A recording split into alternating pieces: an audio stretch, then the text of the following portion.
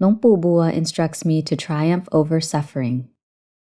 One day, Luang Por Boowa asked me, "Thoon, have you ever meditated and triumphed over suffering?" I responded, "With permission, sir, I have not."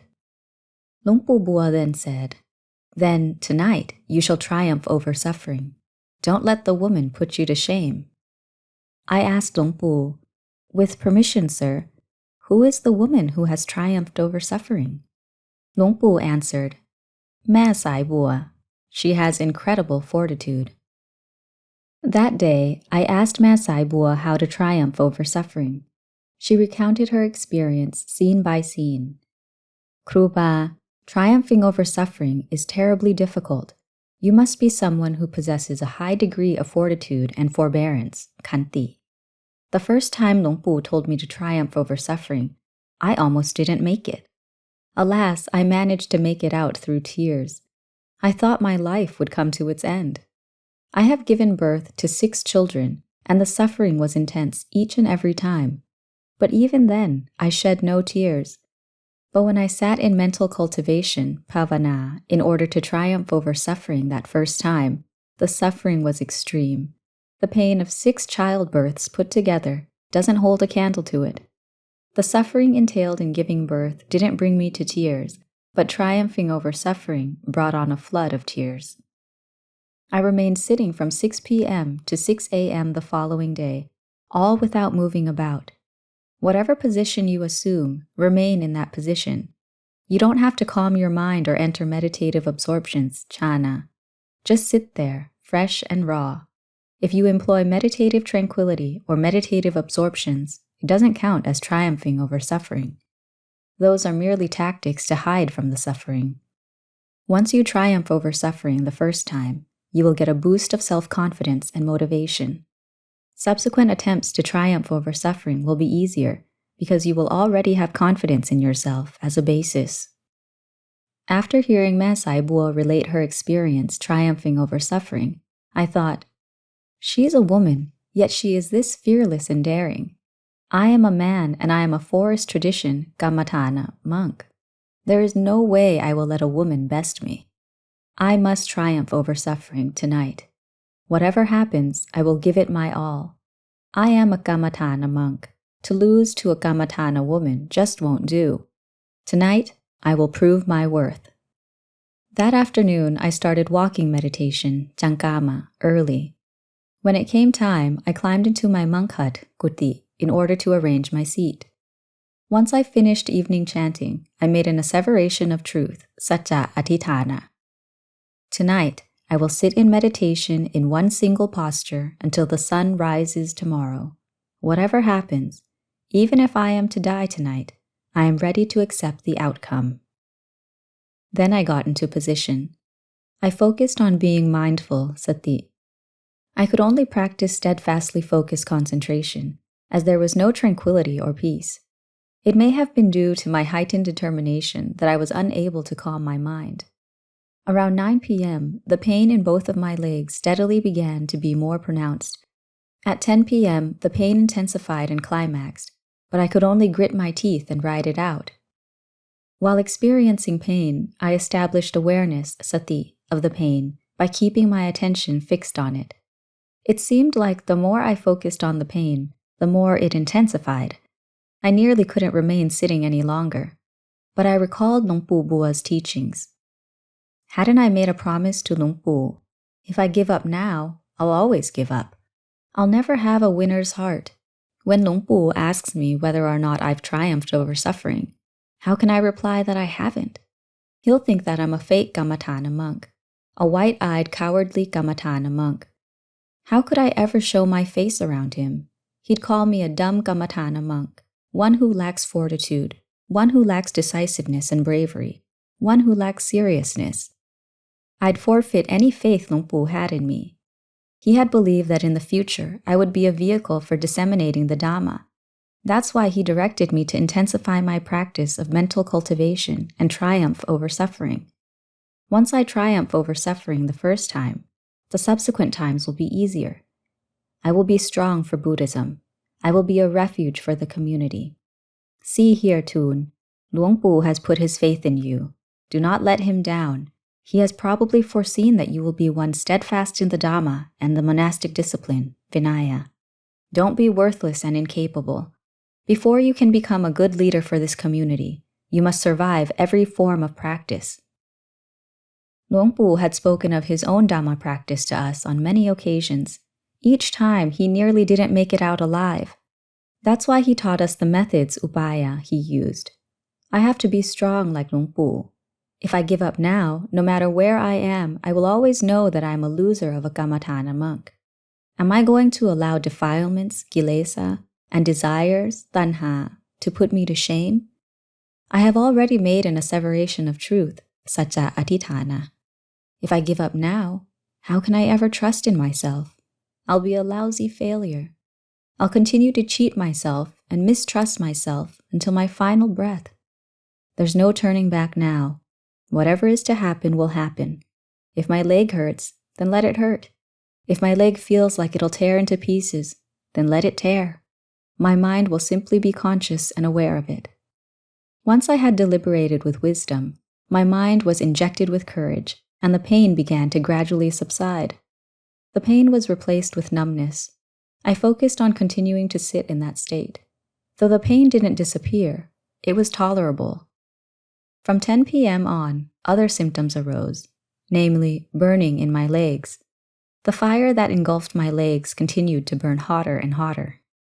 The longer I sat, the more intensely my legs burned. The heat in my legs was like I was sitting in a heap of red-hot coals. It felt like both of my legs were constantly enveloped in flames and being charred black. Once the scorching sensation reached its peak, I thought, am I going to be able to continue sitting like this? Then I recalled the pain that I had already suffered through. I had overcome that pain. If the burning sensation returns, I'll just have to endure it and fight through it with everything I have. The asseveration of truth, satya atithana, I have made must be a man's vow, a Kammatthana monk's vow. Whatever determination has been made, I must be steadfast and resolute in that determination. I must not cheat myself. Even if flames set my body ablaze and I am reduced to a pile of ashes, I will not get up from this seat no matter what. If this burning is to kill me, then so be it. I had to constantly use wisdom to teach myself that this burning is undoubtedly a plot by defilements and desires. Defilements has employed this tactic to combat me. It is using heat to disturb and annoy me. I must resist. All that has passed just now has been the work of defilements and desires, using suffering and pain to impede my success, and I fought through it with forbearance. Now it is using this burning method in order to get me to withdraw from practice.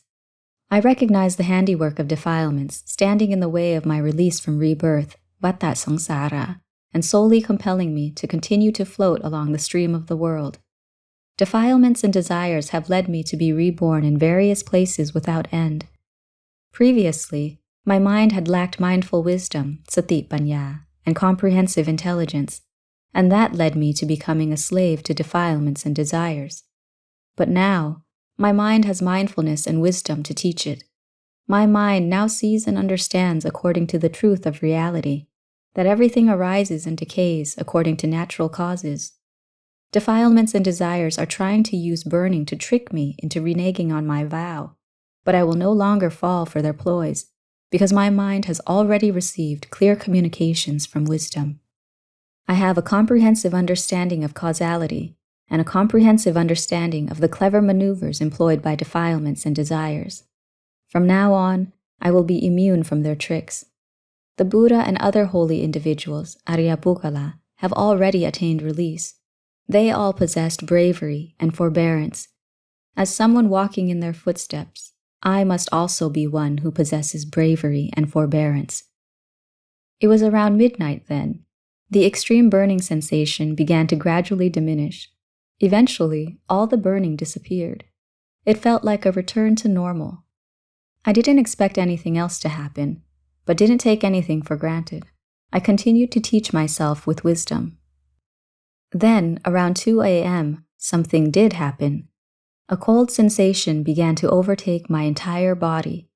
The intensity of the coldness kept increasing until it peaked, and it was as if my entire body froze into a huge ice cube. The pain and agony caused by that coldness made me tremble and made it difficult to breathe. At that moment, I felt like I was nearing my last breath.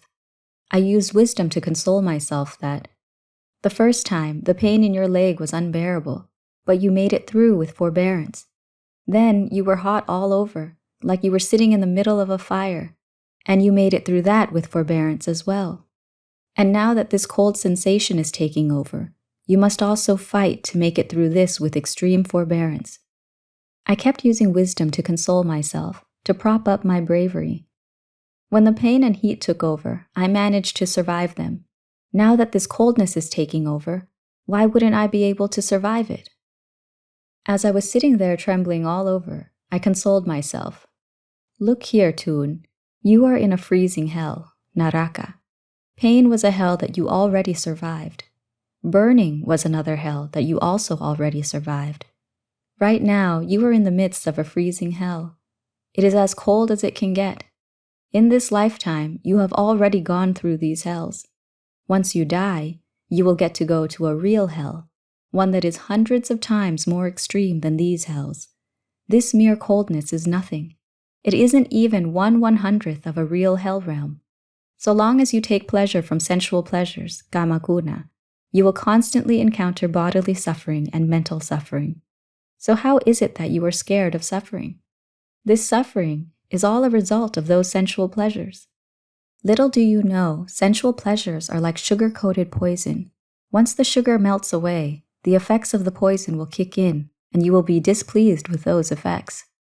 This is the karmic retribution that you must accept. It all results from the belief in self, atta, a firm attachment to this body being yours. Wherever you are, there will be suffering. But you must continue to tolerate it, because you have already been born. Thus I told myself, look here, Thoon, just let this lifetime's suffering be the final one. You must constantly use wisdom as a means to teach yourself to be afraid of rebirth, pavachati, and to be sick of all the conditioned things, sapphasankhara, that lead to rebirth into a lifetime of suffering.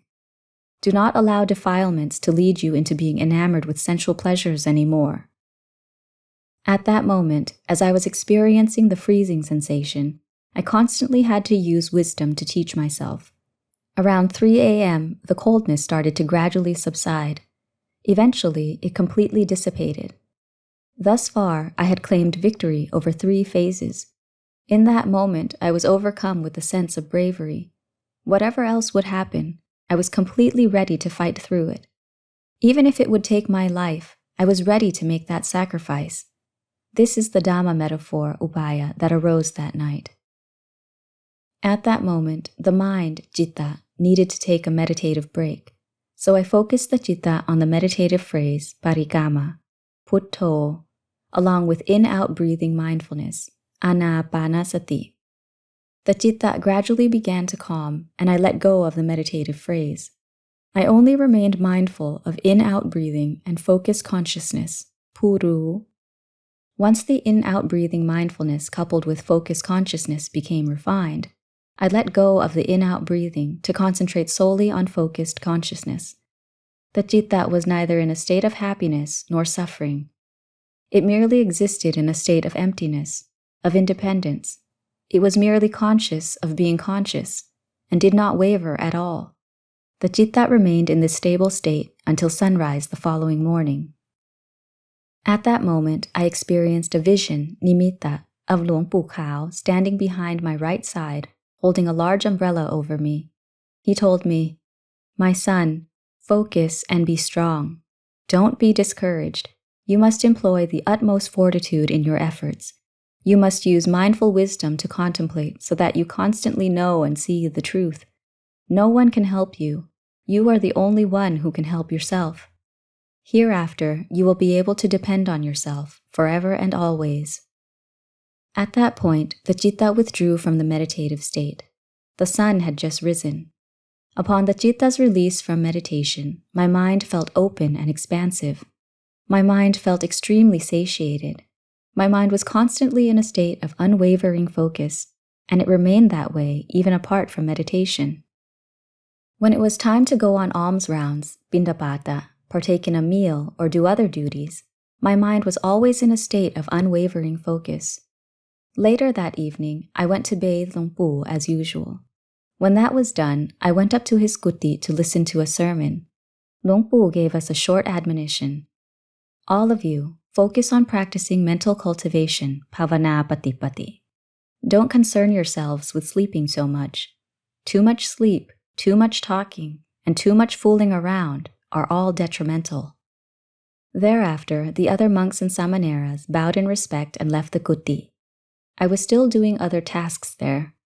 Once everyone else had cleared out, Luang Por asked, "Thoon, have you triumphed over suffering yet?" I told him, "With permission, sir, I have triumphed over suffering." He asked, "When did you triumph over suffering?"